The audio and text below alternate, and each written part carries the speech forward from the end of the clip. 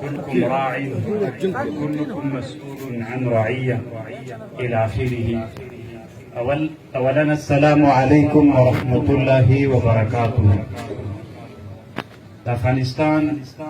د اسلامي امارت په نمائندګۍ باندې دلته په مشرانو ملګرو کې د موسیقي افتخار مولوي صاحب عبدالمنان احمد او نور ټول دلګۍ مشران مولوي صاحب محمد بشیر او مولوي صاحب حجت الله مولوي صاحب محمد الیاس نبراس مولوي صاحب شمس الرحمن شاکر او مولوي صاحب محمد شفیق او حاجي صاحب محمد صادق او نور خیر د ډیر دی ان شاء الله څوک دې نه خوابدي کیږي څومره دلګۍ مشران هغه د امارت په نمائندګۍ دلته ناست دي نو د موږ د موسیقي ولس چې څومره شهیدان ورکړي ابتدا د جهاد بنیاد گزار موږ موسیقیوالو دپاره تقریبا په دغه جهاد کې شهید عبدالمنان احمد رحمه الله او بیا تر ننه پورې چې دغه سلسله را روانه سوې یوه لنډه دعا به ورته وکړو د مشرانو دپاره ټولو دپاره بیا به انشاءالله زه یو څو لنډې خبرې کوم. اللهم اغفرهم وارحمهم ولا تعذبهم. الله پاک د دوی قرباني قبولې کړي، الله پاک د دوی وینې قبولې کړي، الله پاک د دوی یتیمانو پالنه وکړي، الله پاک د دوی کونډو خپلوانو ته صبر نصیب کړي. مسلمانانو ورونو د حدیثو نه داسې معلومیږي چې د هغه شهیدانو ارواح مو هم په دې مجلس کې حاضر وي، خوشحاله به وي چې زموږ ارمان پوره سوی.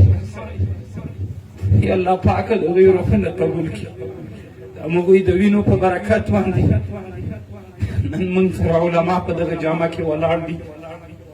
موږ مدرسه چا نه پرېښودله، موږ دغه ټولې مدارسې قرآن او بخاري معطله پاتې وه. یا الله پاک د دغوی ارواح خوشحاله وګرځوي، دې جبینونه اعلی علین وګرځوي، الله پاک هغوی په خورو باندې ونازوي. د هغوی په کورونو کې چې کومې زنانه وي ناستې دي الله پاک هغوی ته نعمت بدل نصیب وګرځوي، استقامت نصیب کړي. رب اغفر وارحم وانت خیر الراحمین. ډېرې خبرې نه کوم، صرف یوه لنډه مختصره خبره.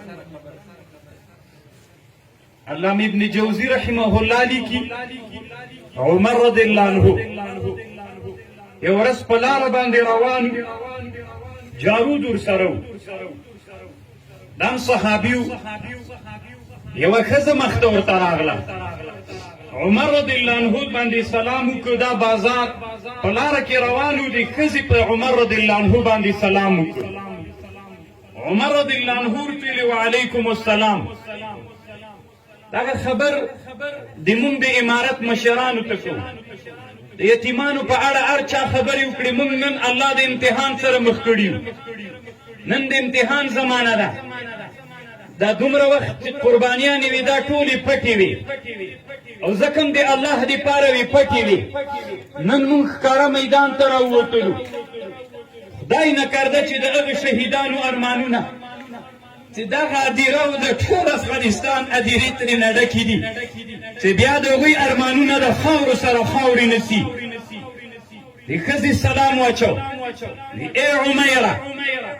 عمر رضی الله عنه ته وایي ته یو وخت کې عمیر وي، چا نه پېژندلې، خلکو به عمیر درته ویلې. په بازار د عکاس کې به چې روان ولې خلکو به درته عمیر ویلې. عمیر دا معنا د یو چا نوم، مثلا عبدالرحیم د ته ورته وایي رحیمه یا یعنې داسې وړکۍ یادوي. الله پاک داسې ورځ راوستله چې عمر سوې، الله پاک داسې ورځ راوسته چې امیر المؤمنین درنه جوړ سو. نو دا ښځې عمر رضی الله عنه سره خبرې کولې.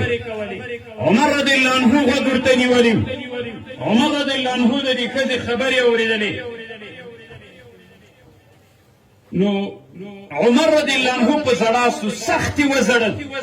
ډېر یې وژړل. دا جارود غږ ورته راوکړ، ای امیر المؤمنینه راځه پرېږده دا زړې ښځې سره ولاړې. پام کوئ مشرانو چې خیر ده که څومره ستړي یې چې د یتیم بچی درته مخته راغی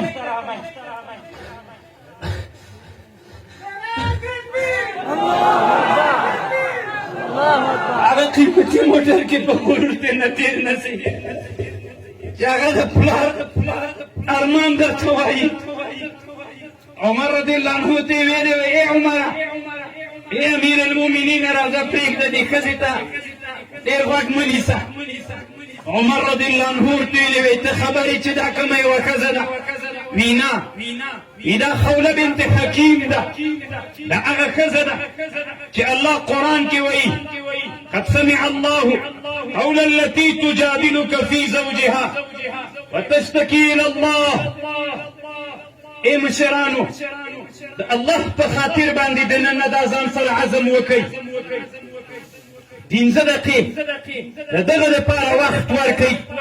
چې تیر تکلیفونه در سره تیر شي د مراقبې په شکل تنها کوټه کې کښېنئ هغه راپو یاد کړئ چې 20 کاله کې کوم تکلیف در باندې تیر شوی ضرور 15 دقیقې مراقبه وکئ خیر د تصوف مراقبې کوئ دغه مراقبه وکئ تنها په کوټه کې 2 رکعته نفل وکئ په دې فکر وکئ منګه عمیر ولو منګه عمر سولو وسوالیان یو قمندانان یو غټ نومونه را سره یادېږي د الله په خاطر په ورځ کې دا یې ورې په ځان لازم کړي نه به مو یتیمان د یاده وځي نه به مو کونډې له یاده وځي د هغه اسلامي نظام چې د ټولو افغانانو بلکې د ټولې اسلامي نړۍ یو ارمان و تاسې ورته نمونه وګرځېدلی پوره شي هغه د مشرانو ته یو پیغام ده کونډو یتیمانو دا مو د سره وعده ده ما سره څه ملګري ول ما بله ورځ ما لوګر کې چې کوم بیان کړی کرزي ما ته ویل وي حماسي صاحب بیان مې دې واورېد دایم زړولی غوښتلي ولو پرون مو یو مجلس یو چا دعوت کړی پوهنتون یو وی 1500 بورسونه د یتیمانو د امارت اسلامي دپاره اعلان را سره وکړ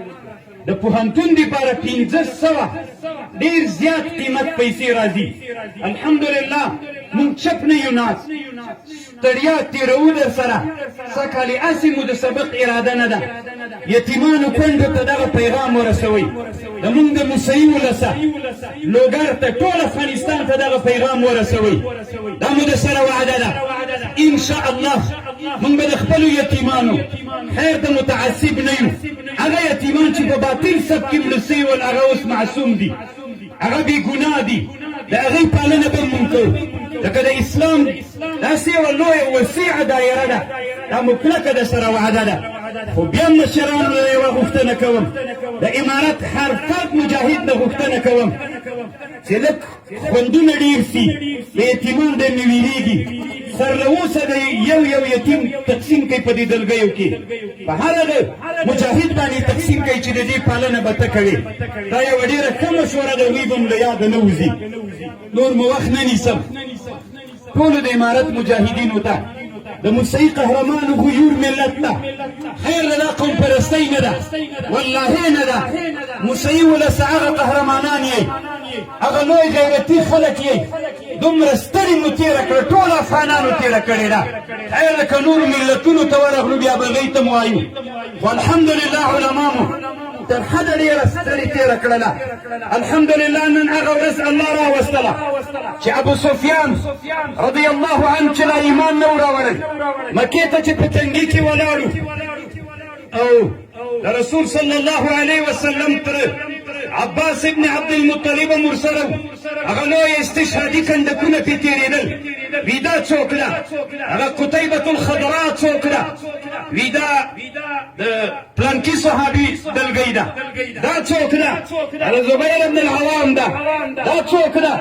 هغه سعد ابن عباده الخزرجي الانصاري ده الحمدلله نن مو هغه ارمان پوره سو الحمدلله نن د زبیر ابن العوام کتیبه شتون لري نن د خالد ابن الولید کتیبه شتون لري نن د سعد ابن عباده کتیبه شتون لري نن کتیبة الخضراء چې رسول الله مکې مکرمې ته بدرګه کو شتون لري ځکه دغه د صحابو که صحابه نسته دغه علما هغې وارثین دي ټولو افغانانو ته دغه یو اعلان کو انشاء الله د تاسې د زړونو ارمان به پوره کېږي امن به راځي اسلامي حاکمیت د اول ورځ نه حاکم سوی د الله عز وجل غواړو چې الله موږ له غرور او کبر ونه کړي هغه اسلامي نظام به دنیا ته به نه وایو چې بیا دنیا ورخطا نه شي هغه اسلامي نظام به ان شاء الله ټول اسلامي نړۍ د دې نه رنګ اخلي ان شاء الله ټول اسلامي دنیا کې به دا اوس ما ته ټلیفون کې یو چا د لندن نه یو پیغام پرېښی وی حماسي صاحب موږ مطبوعات تعقیبوو اوس چې کوم رقم ته روان یې والله العظیم په دغه نرم دریځ باندې صحیح د میدان مو په زور وګټه خو کله چې واکمن سوی ډېر ښه نرم دریځ مو حاکم کړی عفو عمومي هذا رسول الله صلى الله عليه وسلم په مکې مکرمې کې فزر مشرکانو د مکې چې لوی لوی جابران وی هغې ته عفو وکړله هیچا ورته پیغور ورنه کړ موږ هم له خپلو افرادو نه غواړو چا ته پیغور مه ورکوئ نه یې عالم ته ورکوئ نه یې بل ته دما او تا د ده سره ستړي مه شي کول دا یو تی پوهېږو ورسره چې میدان مو ګټلی که مو نه ده ګټلی تنا چې ستړي مه شي ورسره وکړو دوی پوهېږي هیڅ پیغور چاته ورنه کوي انشاءالله ټول مسلمانان په امید باندې دي دغه اسلامي نظام تر چتر لاندې به د هر چا حقوق هغه ملګري خبر مې کوله وی ای حماسي صاحب فارسي والو فارسي زبانو لیکنه یې کړې وه وی که په لندن باندې مو اسلامي نظام حاکم نه کړي چې هر څه وایې مونږ یې دلته وی ګورو هغه د تاسې په کابل کې نرمه پالیسي او بازارونو ته راوتل که اسلامي نظام دلته په لندن کې د تاسې سپین بیرغونه رپېده وایي زه به انسان نه یم انشاءالله همداسې به کېږي وخت نه نیسم واخر دعوانا ان الحمد لله رب العالمين